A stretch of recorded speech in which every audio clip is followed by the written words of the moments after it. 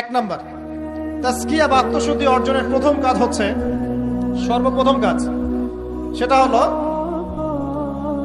নিজেকে নিয়ে ফিকির করবেন, অন্যের ফিকির বাদ দিবেন। কি বললাম ভাই? নিজেকে নিয়ে ফিকির করবেন, অন্যের ফিকির আপাতত বাদ দিবেন। তাহলে প্রথম কাজ কি ভাই? আমার সাথে বলেন। এবার নিজের নফসে একটু খবর নেই ভাই, আমার সাথে বলেন দেখি কার কার বয়স এখানে 20 বছর ক্রস করেছে? হাত তোলেন, হাত নামান। এবার কার কার বয়স 30 বছর ক্রস করেছে?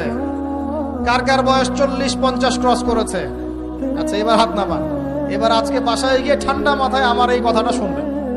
জানতান ভাই ঢাকা থেকে 6 ঘন্টা জার্নি করে আসছিল, আইসা আমার এই কথাটা বইলা গেছে। কি বলছে?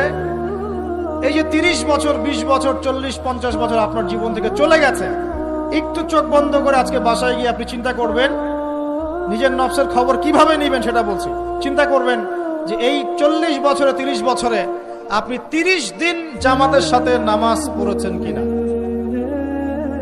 মন খারাপ করলেন? আত্মশুদ্ধি এবং আত্মসমালোচনা এভাবেই করতে হয়। চিন্তা করবেন 30টা রোজা যে আমার জীবনে চলে গেল, আমি সব বছর প্রত্যেকটা রোজা রেখেছিলাম কি না। চিন্তা করবেন এই 30 বছরে আপনি, বেশি না ভাই, 30টা সূরা পড়েছেন কিনা, 30 দিন কোরআন নিয়ে বসেছেন কিনা, 30টা আয়াত আপনি মুখস্থ করেছেন কিনা।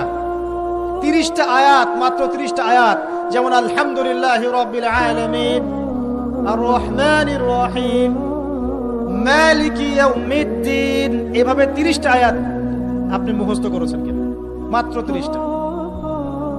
চিন্তা করবেন ঠান্ডা মাথায় 30টা হাদিস নবীজির পড়েছিলেন কিনা সারা জীবন, 30 দিন দান সদকা করেছেন কিনা, মানুষকে সৎ কাজে আদেশ করেছেন কিনা, একটু আল্লাহর রাস্তায় সময় দিয়েছিলেন কিনা, মানুষকে অসৎ কাজে বাধা দিয়েছিলেন কিনা, দিন প্রচারের জন্য কিছু একটা করেছিলেন কিনা, একটা বই লিখেছিলেন কিনা, একটা লেকচার দিয়েছিলেন কিনা, মিম্বরে দাঁড়িয়ে একটা খুতবা দিয়েছিলেন কিনা, একটা হালাকায় বসে মানুষকে কিছু ভালো নসিহত করেছিলেন কিনা, মিসকিনকে খাইয়েছিলেন কিনা, এতিমখানায় 30টা টাকা দান করেছিলেন কিনা, মসজিদ মাদ্রাসায় দ্বীনের খেদমতের জন্য কিছু করেছিলেন কিনা। এই ফিকিরটা ভাই করা যাবে কি বাসায় গিয়ে?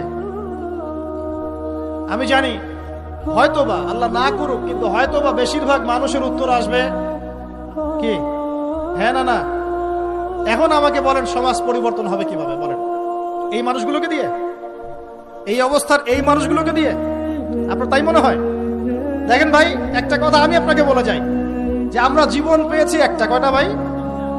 এরপর কোনো চান্স আসবে না।